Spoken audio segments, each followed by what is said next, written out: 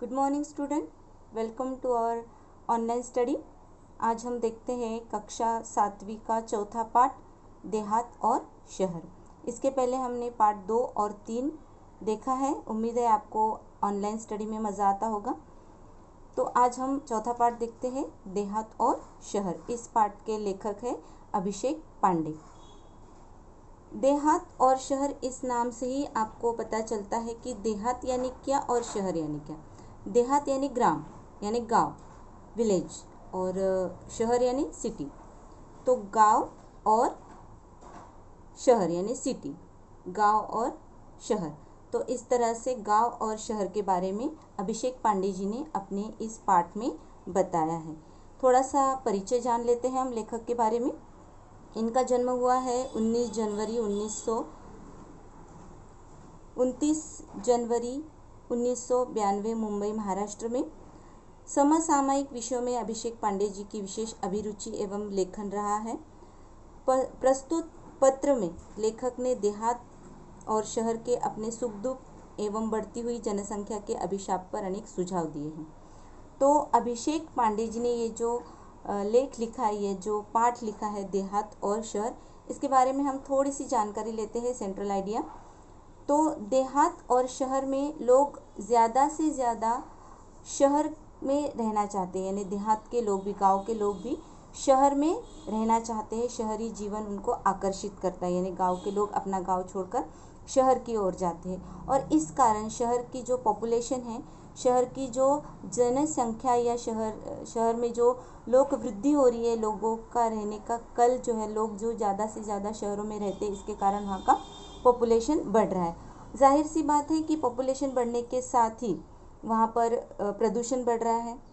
तो लोगों को शहर अपनी चमक दमक के कारण आकर्षित करता है, और इस आकर्षण के कारण गांव के लोग शहरों में जाकर बसने लगे हैं। रोज़गार उनको वहाँ पर ज़्यादा मिलने लगा है, यानी शहरों में रोज़गार आसानी से मिल जाता है। कोई भी रोज़गार लोग करते हैं, यानी कोई भी काम करते हैं, तो इस कारण वहाँ पर भीड़ बढ़ती है शहरों में, प्रदूषण बढ़ता है, गंदगी बढ़ती है, और भी बहुत सारी समस्याएं होती है।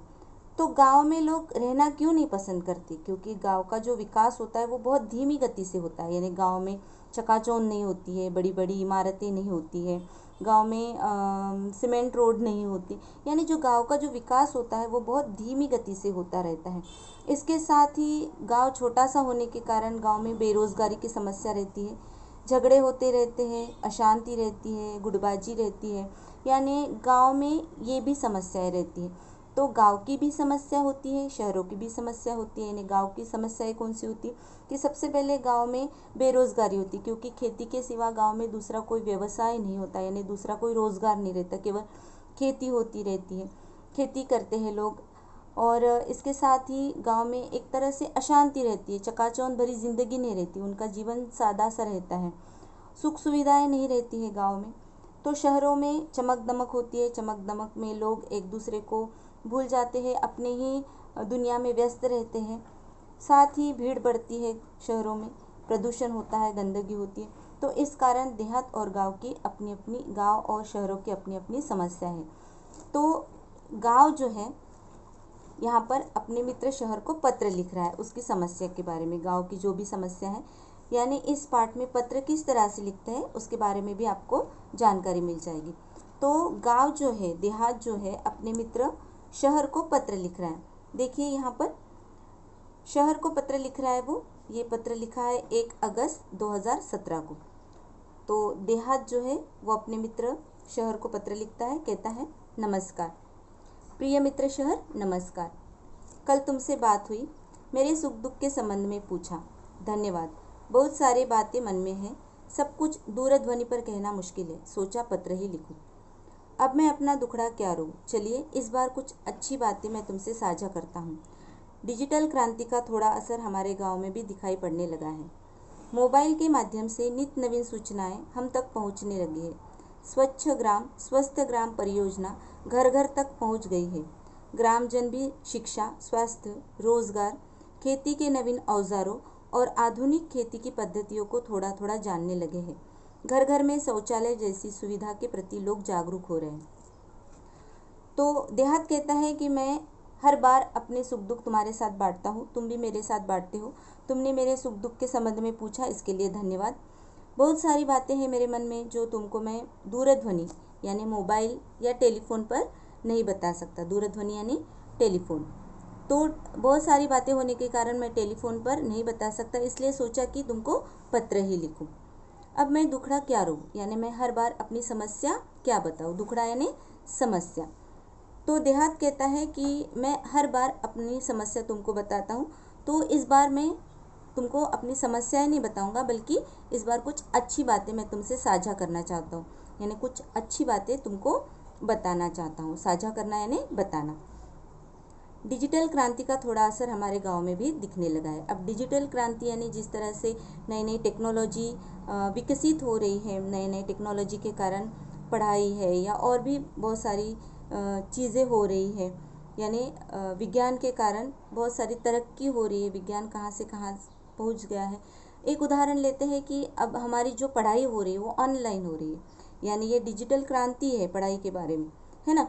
तो मोबाइल के माध्यम से हमको जानकारी मिल रही है, यानी घर बैठे बैठे मोबाइल के माध्यम से हमको सारी जानकारी मिल रही है। इसी को ही हम डिजिटल क्रांति कहेंगे, यानी घर बैठे बैठे टेक्निक से या टेक्नोलॉजी से, नए टेक्नोलॉजी से हमको सारी जानकारी मिलती है। तो ये है एक तरह से डिजिटल क्रांति। तो डिजिटल क्रांति का असर अब गाँव में भी दिखाई पड़ने लगा है। मोबाइल के माध्यम से नित्य नवीन सूचनाएं हम तक पहुंचने लगी है। अब जैसे कि हम जानते हैं कि मोबाइल से आज घर बैठे बैठे सारी जानकारी हम इकट्ठा कर लेते हैं, या मोबाइल के माध्यम से हमको जो भी जानकारी चाहिए होती है वो हम प्राप्त कर सकते हैं। जैसे गूगल है या यूट्यूब है या और भी बहुत सारे चैनल होते हैं, उनके माध्यम से जो भी हमको जानकारी चाहिए होती है वो हम प्राप्त कर लेते हैं।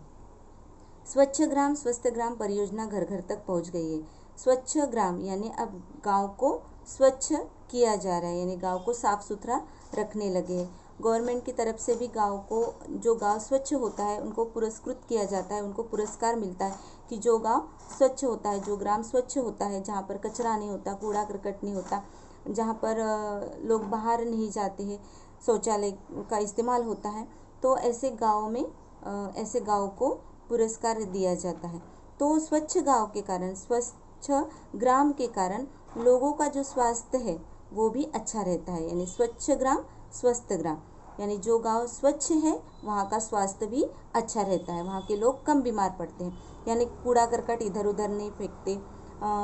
घर घर में शौचालय होने के कारण गांव में गंदगी बहुत कम दिखाई देती है, यानी गांव के बाहर जो गंदगी होती थी पहले वो अब नहीं दिखाई देती है। तो इस तरह से गांव का विकास हो रहा है। घर घर तक स्वच्छ ग्राम स्वस्थ ग्राम ये योजना पहुंच रही है।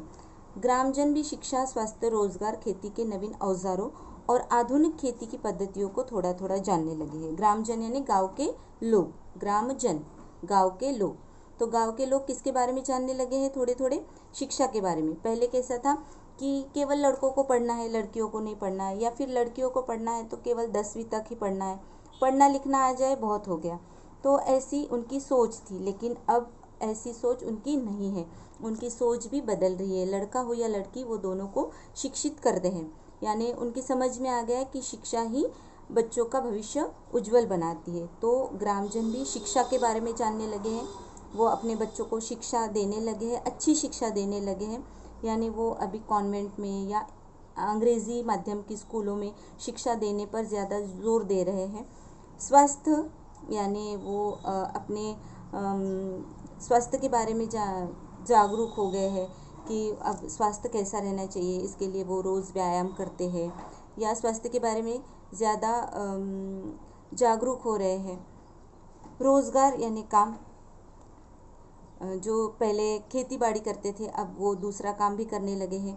खेती के नवीन औजारों और आधुनिक खेती की पद्धतियों को थोड़ा थोड़ा जानने लगे हैं, यानी पहले हल के माध्यम से खेती होती थी, हल या बैल के माध्यम से खेती होती थी, लेकिन अब नवीन औजार यानी जैसे ट्रैक्टर है, थ्रेशर मशीन है, ऐसी नई नई चीज़ों के माध्यम से खेती होने लगी है, आधुनिक खेती होने लगी है। पहले बरसात के पानी के ऊपर निर्भर रहते थे किसान, लेकिन आज ठिबक सिंचन योजना या स्प्रिंकल योजना, ऐसी जो पानी की योजनाएं हैं उनके माध्यम से खेती, आधुनिक खेती की जाती है। या खाद जो होता है, पहले केवल गोबर के खाद पर निर्भर रहते थे, लेकिन अब खाद भी आधुनिक पद्धति का खाद है, तो उसके माध्यम से भी खेती करने लगे हैं और ये अच्छी तरह से करने लगे हैं। उनमें उस आधुनिक पद्धति के खेती में उनको ज़्यादा फसल निकलने लगी, उनकी ज़्यादा फसल होने लगी उनके खेतों में, तो इसके कारण वो इन पद्धतियों को अपनाने लगे हैं।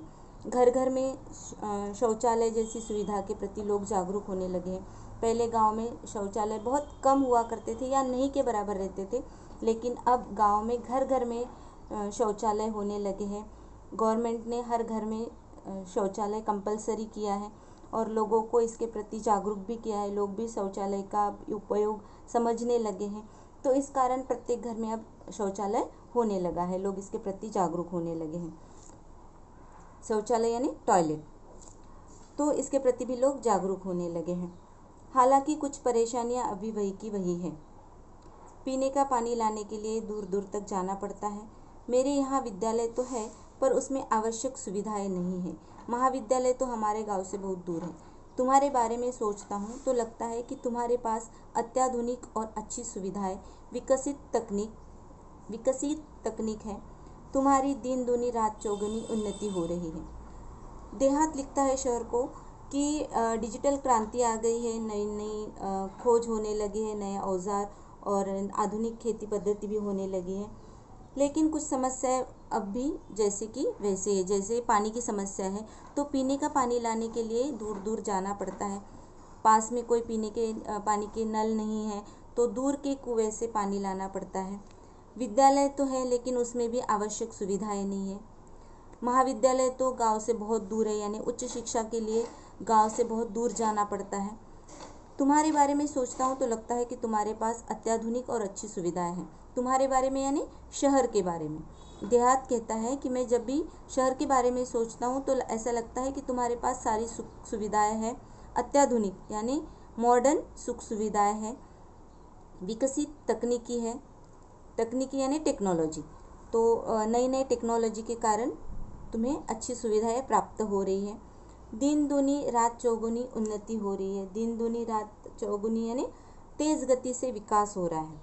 ये एक मुहावरा है, दिन दूनी रात चौगुनी उन्नति होना, तो ये एक मुहावरा है। तो इसका अर्थ होता है कि तेज़ गति से विकास होना। तुम कितने सुखी हो। देहात कहता है शहर को कि तुम कितने सुखी हो। यातायात के आधुनिक साधन, पक्की चौड़ी सड़कें, बड़े बड़े शॉपिंग मॉल और 24 घंटे बिजली की सुविधा तुम्हारे शान में 4 चांद लगा देती है। गांव कहता है कि तुम्हारे यहाँ आधुनिक साधन हैं, बड़ी बड़ी चौड़ी सड़कें यानी सीमेंट रोड बने हैं, बड़े बड़े शॉपिंग मॉल है। शॉपिंग मॉल में सारी चीज़ें एक ही जगह पर उपलब्ध होती है, यानी एक ही जगह पर सारी चीज़ें मिल जाती हैं। और मुख्य बात यह है कि 24 घंटे बिजली रहती है। गांव में बिजली की बड़ी किल्लत होती है, गांव में बिजली बहुत बार जाती है, तो इसके कारण देहात कहता है कि सबसे अगर अच्छी सुविधाएं तुमको मिलती है तो वो है 24 घंटे तुम्हारे यहाँ बिजली रहती है। कभी कभी मन बहुत उदास हो जाता है। एक ज़माना था जब मेरे यहाँ बहुत खुशहाली थी, चारों तरफ हरियाली थी, पर अब पहले जैसी रौनक नहीं है। अब गांव कहता है कि मेरा मन बहुत उदास रहने लगा है। क्यों उदास रहने लगा है? क्योंकि पहले मेरे यहाँ बहुत खुशहाली रहती थी। पहले गांव में बहुत खुशहाली रहती थी, गांव बहुत सुखी और खुश रहता था। चारों तरफ हरियाली थी, यानी हरी भरी चारों तरफ हरे भरे पेड़ थे, फसलें उगती थी गांव में। लेकिन अब पहले जैसी रौनक नहीं है। रौनक यानी वो चमक दमक जिसको हम बोलते हैं, कि पहले जैसी वो चमक दमक नहीं रही गई है। मैं असुविधा, बेरोजगारी, आपसी झगड़े, गुटबाजी, अशांति जैसी समस्या से घिरता चला गया हूँ। अब गांव में क्या क्या समस्याएं आने लगी हैं? देहात कहता है कि गांव में अब पहले जैसी हरियाली नहीं है, पहले जैसी चमक दमक नहीं है। क्यों नहीं है? क्योंकि अब गांव में बेरोजगारी की समस्या है, आपसी झगड़े हैं, एक दूसरे की टांग खींचते हैं लोग, यानी एक दूसरे की तरक्की पसंद नहीं करते हैं। गुटबाजी है, यानी अलग अलग ग्रुप बनाकर लोग एक दूसरे के साथ बात नहीं करते, उसका अलग ग्रुप उसका अलग ग्रुप, ऐसे ग्रुप बनाकर रहते हैं, यानी गुटबाजी होती है। अशांति का माहौल है। अशांति यानी शांतता नहीं है। आज गांव के लोग सुखी तो है, लेकिन वो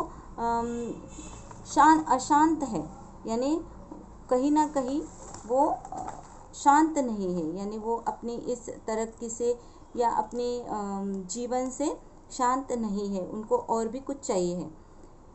यहाँ के कुछ अशिक्षित और अल्पशिक्षित लोग परिवार कल्याण के प्रति आज भी उदासीन हैं।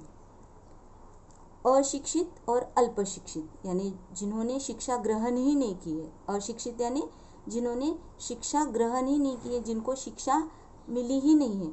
अल्पशिक्षित यानी कम बहुत, यानी थोड़ी सी शिक्षा प्राप्त की है उन्होंने, 1 या 2 क्लास केवल पढ़े हैं या कुछ ही शिक्षा ग्रहण की है। तो ऐसे लोग परिवार कल्याण के प्रति आज भी उदासीन हैं। परिवार का कल्याण किस तरह से होना चाहिए, परिवार में जो सदस्य हैं उनका विकास किस तरह से करना है, इसके बारे में ये लोग उदासीन हैं, यानी ये लोग ज़्यादा उनके बारे में ध्यान नहीं देते हैं। जनसंख्या भी बढ़ रही है और इसके कारण जो अल्पशिक्षित और अशिक्षित लोग हैं इनके कारण जनसंख्या बढ़ रही है, यानी फैमिली में और भी नए जीव आ रहे हैं या फैमिली में और भी लोग आ रहे हैं। तो जाहिर सी बात है कि जनसंख्या बढ़ रही है, उनके लिए यहाँ काम धंधा नहीं है। जो लोग परिवार का कल्याण नहीं चाहते हैं, ऐसे लोगों के यहाँ, फैमिली के यहाँ जनसंख्या बढ़ रही है और इस कारण उनको ज़्यादा काम धंधा नहीं है। रोज़गार की तलाश में लोग शहर जा रहे हैं। रोज़गार यानी काम धंधा, तो काम धंधे की तलाश में लोग कहाँ जा रहे हैं? शहर जा रहे हैं। यहाँ काम के लिए मजदूर नहीं मिल रहे हैं। लोग शहर जाने के कारण यहाँ जो खेती का काम होता है उसके लिए मजदूर नहीं मिल रहे हैं। शहरी चमक दमक और आधुनिक सुविधाओं की ओर आकर्षित होकर लोग मुझे अकेला छोड़कर तुम्हारी ओर दौड़ रहे हैं। देहात कहता है गांव को कि शहरी चमक दमक के कारण, शहरों की जो चकाचौंध है उसकी ओर आकर्षित होकर ये गांव के लोग शहर की ओर जा रहे हैं, आधुनिक सुविधाओं की ओर आकर्षित होकर जा रहे हैं और इस कारण गांव की तरफ लोग ज़्यादा ध्यान नहीं देते, इसलिए मुझे अकेला छोड़कर तुम्हारी ओर दौड़ रहे हैं। वहाँ स्वास्थ्य सुविधा भी नहीं है, यहाँ स्वास्थ्य सुविधाएं भी नहीं है, यानी स्वास्थ्य के बारे में जो सुविधाएं चाहिए जैसे शहरों में होती है, जिम होते हैं, गार्डन्स होते हैं, तो यहाँ पर वैसी सुविधाएं नहीं हैं। बीमारियां हैं पर पर्याप्त मात्रा में सुसज्ज और अच्छे अस्पताल नहीं हैं।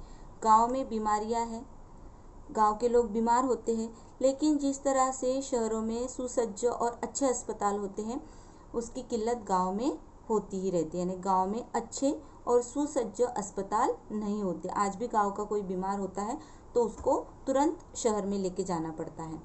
लोगों को ठीक समय पर दवा नहीं मिलती है, गांव में दवा की भी बहुत किल्लत होती है, लोगों को दवा नहीं मिलती है। मेरा परिवार टूट सा रहा है, बताइए मैं क्या करूं।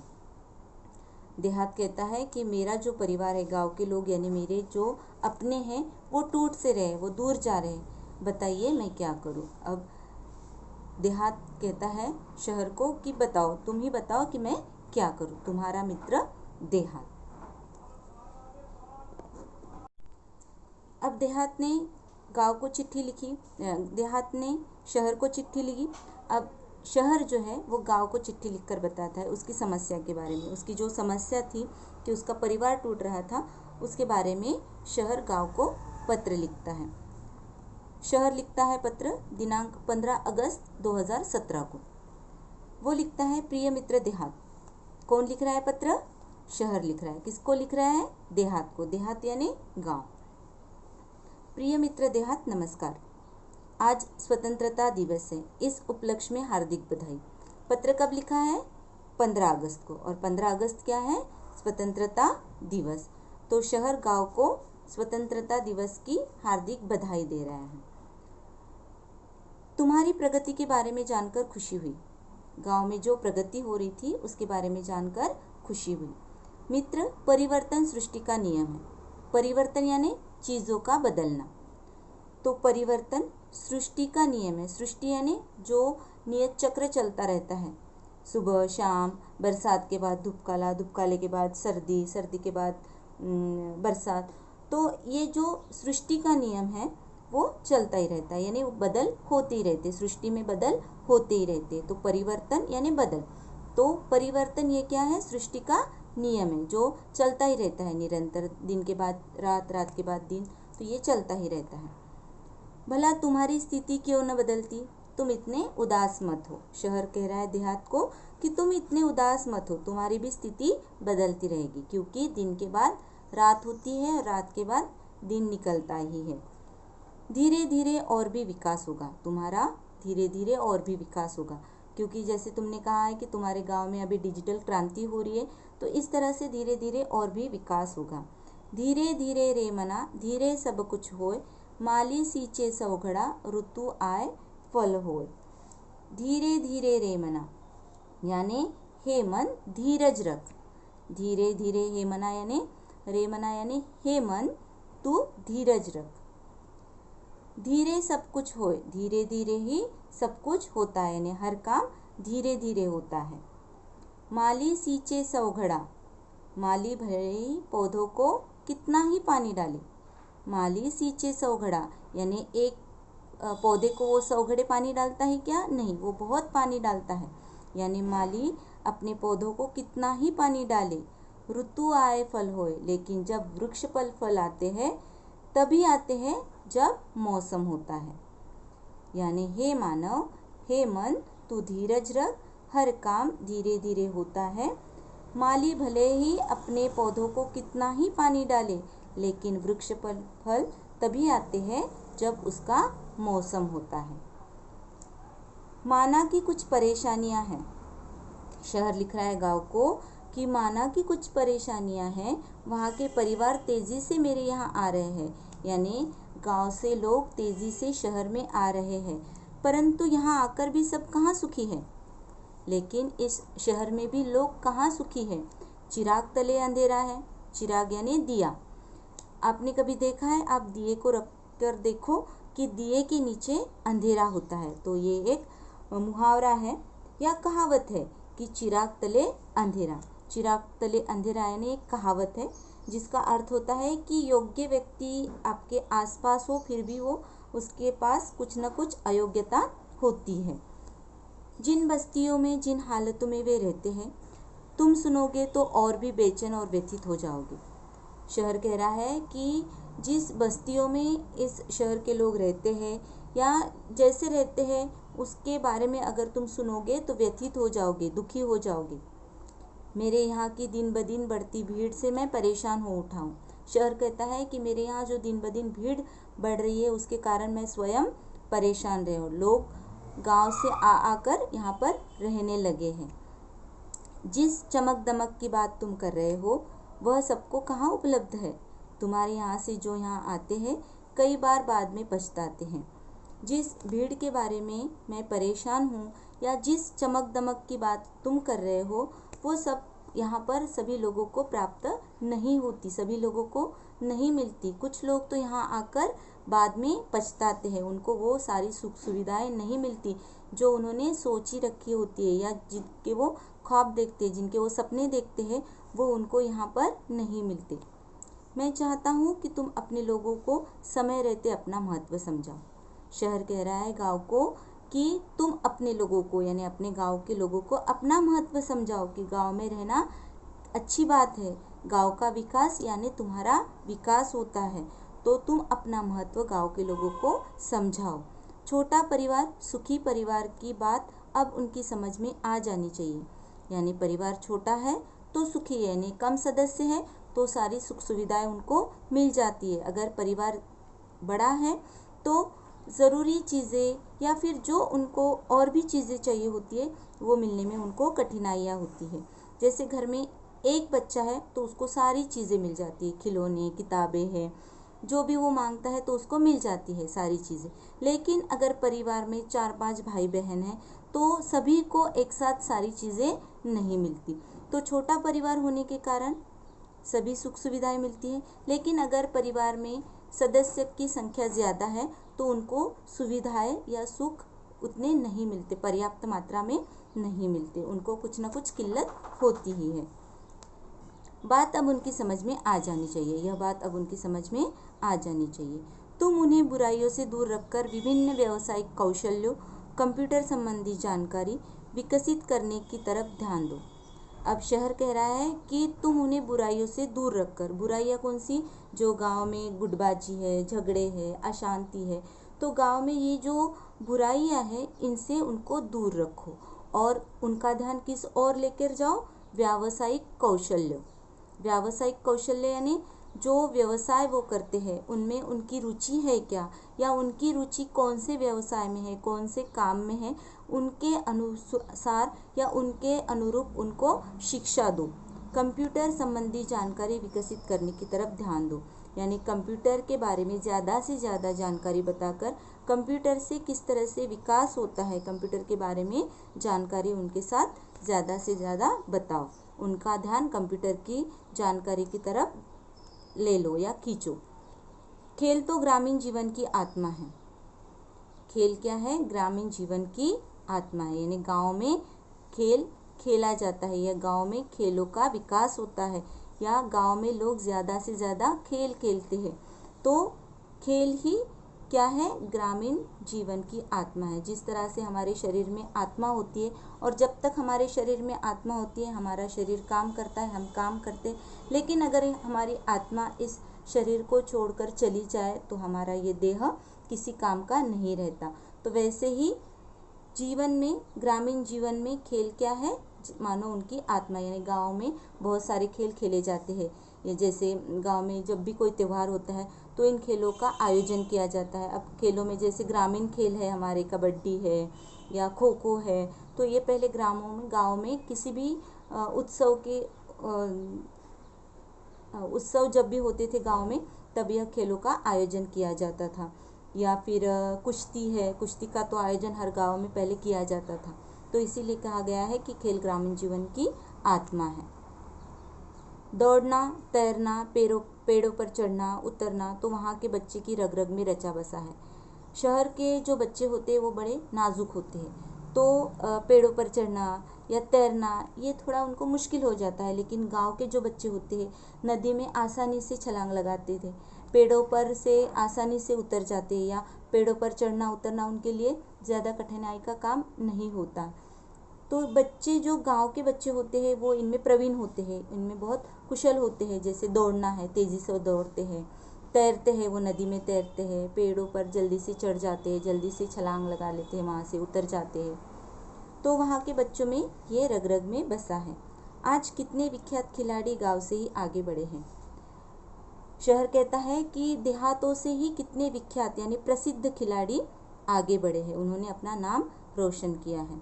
उनको प्रोत्साहित करना तुम्हारी नैतिक जिम्मेदारी है, यानी इन बच्चों को खेलों के प्रति प्रोत्साहित करना, गाइडेंस करना या मोटिवेट करना तुम्हारी नैतिक जिम्मेदारी है, तुम्हारी स्वयं की जिम्मेदारी है।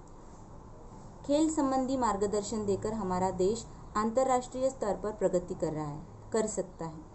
यानी खेलों के बारे में, जिनको पढ़ाई में ज़्यादा रुचि नहीं है तो उनको, ऐसे बच्चों को या ऐसे जो लोग हैं जो खेलों के बारे में ज़्यादा खेलों के बारे में वो ज़्यादा एक्टिव है, तो ऐसे बच्चों को मार्गदर्शन देकर अंतर्राष्ट्रीय स्तर पर वो प्रगति कर सकते हैं, अपना नाम रोशन कर सकते हैं। अपने गांव को एक परिवार समझकर उसे विकसित करने का प्रयत्न करो। शहर कहता है गांव को कि अपने गांव को एक परिवार समझो और उसको विकसित करो, यानी उसकी तरक्की करने का प्रयास करो, प्रयत्न करो। तुम्हारी और मेरी समस्या का मूल कारण दिनों दिन बढ़ती आबादी, अशिक्षा और गरीबी है। शहर कह रहा है गांव को कि तुम्हारी और मेरी समस्या एक जैसी है। तुम्हारी और मेरी समस्या का कारण क्या है कि दिन ब दिन बढ़ती आबादी यानी जनसंख्या, पॉपुलेशन, अशिक्षा और गरीबी है। मेरे यहाँ लोग रोज़गार की तलाश में आना कम कर दे, यानी शहरों में लोग आना, रोज़गार की तलाश में आना कम कर दे, तो तुम गांव वालों को सहकारिता का महत्व समझाओ।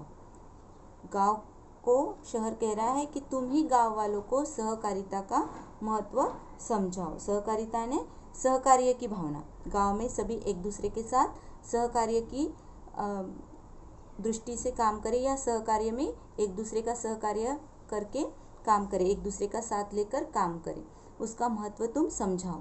सहकारिता पर आधारित छोटे छोटे व्यवसाय तुम अपने यहाँ शुरू करवाओ। सहकारिता यानी एक दूसरे की मदद या एक दूसरे की सहायता। तो एक दूसरे की सहायता से तुम अपने गांव में छोटे छोटे व्यवसाय कर सकते हैं। अब गांव में कौन से छोटे छोटे व्यवसाय हो सकते हैं?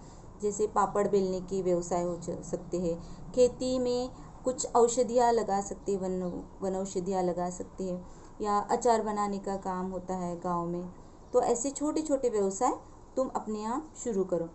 गांव में पशुपालन होता है। पशुपालन यानी गाय भैंस से उनको पाला जाता है, तो इस तरह से उनका दूध निकलता है। दूध से और भी दही, छाछ, घी, इस तरह से प्रोडक्ट तैयार करके वो बेचे जा सकते हैं। तो शहर कह रहा है गांव को कि कृषि आधारित अनेक लघु उद्योग, फलोत्पादन, औषधीय वनस्पतियों की खेती, पशुपालन जैसे अनेक व्यवसाय शुरू किए जा सकते हैं। जैसे हमने अभी देखा है कि खेती के साथ साथ कृषि आधारित यानी खेती के साथ साथ, कृषि यानी खेती, खेती पर डिपेंड और भी लघु उद्योग होते हैं। जैसे फलोत्पादन, फलोत्पादन यानी फलों का उत्पादन, यानी कृषि में, खेती में फल लगाए जा सकते हैं, इसका उत्पादन किया जा सकता है और उसको शहरों में बेचा जा सकता है। तो गांव के जो फल है वो ज़्यादा से ज़्यादा शहरों में बिकेंगे। और गांव के फल कैसे होते हैं?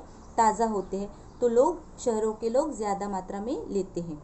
औषधीय वनस्पतियों की खेती, गांव में जो खेती होती है उनमें औषधीय वनस्पतियां भी लगाई जा सकती है। तो औषधीय वनस्पतियों की खेती भी गांव में की जा सकती है। पशुपालन, पशुपालन में क्या आती है? गाय, भैंसे, बकरियां, इनका पालन आता है।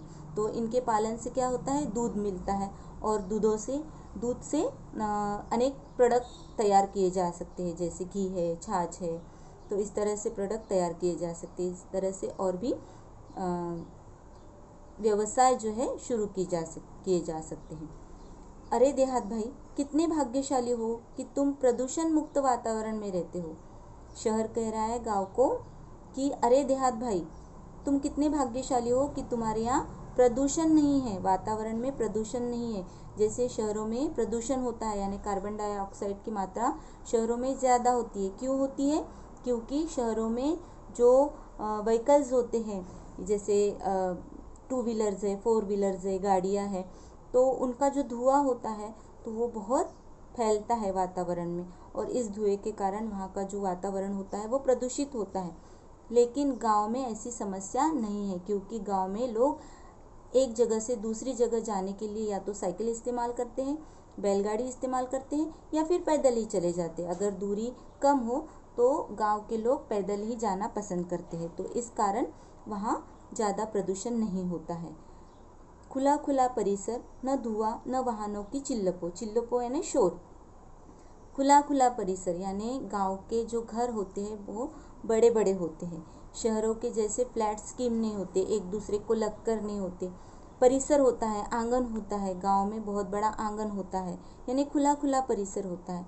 शहरों में आंगन की व्यवस्था बहुत कम होती है, यानी शहरों में बहुत कम आंगन दिखाई देते हैं, क्योंकि ज़्यादातर लोग फ्लैट स्कीम में रहते हैं, तो इस कारण वहाँ आंगन बहुत कम दिखाई देते हैं।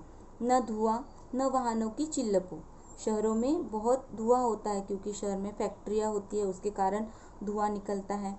शहरों में साधन होते हैं, वाहन होते हैं, तो इसके कारण भी बहुत सारा धुआं निकलता है। तो इसके कारण ये शोर होता है, वाहनों का शोर होता है, उसके जो हॉर्न बजते रहते हैं उसके कारण शोर होते रहते हैं। हरे भरे पेड़, ये सब चीज़ें तुम्हारे पास हैं, यानी गांव में हरे भरे पेड़ है। शहरों में हरे भरे पेड़ दिखाई नहीं देते, क्योंकि जो बड़े बड़े पेड़ होते हैं उनको काट दिया जाता है, उनकी अड़चन होती है, या फिर रास्ते बनाने के लिए ये पेड़ों को काट दिया जाता है। लेकिन गांव में हरे भरे पेड़ हैं, तो इस कारण तुम बहुत भाग्यशाली हो। हरे भरे पेड़ों के कारण वहाँ पर ऑक्सीजन की मात्रा बहुत रहती है और प्रदूषण भी बहुत कम होता है। रात में तारों भरा आसमान, तो सवेरे उगते सूरज के दर्शन कितनी सहजता सरलता से हो जाते हैं। रात को खुला खुला आसमान, ऊंची ऊंची बिल्डिंग ना होने के कारण रात को खुला खुला आसमान दिखाई देता है, आसमान में तारे दिखाई देते हैं, तो सवेरे सूरज के उगते दर्शन सहजता से होते हैं। शहरों में बड़ी बड़ी ऊंची ऊंची इमारतें, बिल्डिंग्स होने के कारण ना तो सवेरे का सूरज दिखाई देता है और ना ही आसमान दिखाई देता है। हम तो इमारतों के जंगल में दब गए, हम तो इमारतों के जंगल में बदल गए। इमारतों का जंगल यानी बड़ी बड़ी इमारतें, बहुत सारी इमारतें। तो शहर क्या कहता है कि मानो इन इमारतों का मानो जंगल यहाँ पर तैयार हो गया है। खुला आसमान, बड़ा मैदान हमारे लिए कितने अनमोल और दुर्लभ हो गए हैं, ये तुम नहीं समझ सकते। खुला आसमान यानी जिस तरह से गांव में खुला खुला आसमान होता है, बड़े बड़े मैदान होते हैं, तो हमारे लिए ये तो अब दुर्लभ हो गए, यानी दिखाई नहीं देते। दुर्लभ होना यानी अभी दिखाई नहीं देते, ये तुम नहीं समझ सकते। शहर कह रहा है गांव को कि मैदान और खुला आसमान देखने के लिए अब हमारी आंखें तरस गई है। तुम नहीं समझ सकते कि ये हमारे लिए अब कितने दुर्लभ हो गए हैं। तुम्हारे तहसील और क्षेत्र के लोगों को चाहिए कि वे अपने क्षेत्र का सर्वांगीण विकास करने के लिए अपने जनप्रतिनिधियों का सहयोग लें। तुम्हारे जो आसपास के तहसील है और तुम्हारे क्षेत्र के जो लोग हैं, उनको विकास के लिए अपने जो जनप्रतिनिधि होते हैं, यानी जनता के प्रतिनिधि, जनता के द्वारा चुने हुए प्रतिनिधि होते हैं, उनको अपनी समस्याएं बताना चाहिए। और इन जनप्रतिनिधियों ने भी जनता के सर्वांगीण विकास के लिए अपना सहयोग देना चाहिए। तुम्हारे यहाँ के बच्चे विद्यालय में पढ़ रहे हैं, तुम्हारे यहाँ के जो बच्चे विद्यालय में पढ़ रहे हैं, यदि अभी से उन्हें सही दिशा, उचित मार्गदर्शन दिया जाए तो भविष्य में वे ही हम सबकी व्यथा कम कर सकते हैं। यानी गांव में तुम्हारे यहाँ जो विद्यालय में बच्चे पढ़ रहे हैं, उनको अगर सही दिशा में, सही डायरेक्शन में उनको गाइडेंस दिया जाए तो वो बच्चे ही आगे चलकर हमारी व्यथा कम कर सकते हैं, या आगे चलकर इन समस्याओं के ऊपर कोई ना कोई उपाय खोज ले सकते हैं। वे ही हमारे आशा स्थान है, यानी ये बच्चे ही हमारे क्या है, आशा स्थान है। मुझे पूरा विश्वास है कि उन पर अवश्य ध्यान दिया जाएगा। शहर कह रहा है कि मुझे पूरा विश्वास है कि उन पर, यानी जो समस्या है उन पर यह बच्चे अवश्य ध्यान देंगे, अवश्य ध्यान दिया जाएगा इन समस्याओं के ऊपर। तुम्हारा अपना शहर, तुम्हारा शहर। तो बच्चों, आज हमने देहात और शहर ये पाठ देखा है। हम इसके शब्दार्थ और प्रश्नों के उत्तर कल के पीरियड में देखेंगे।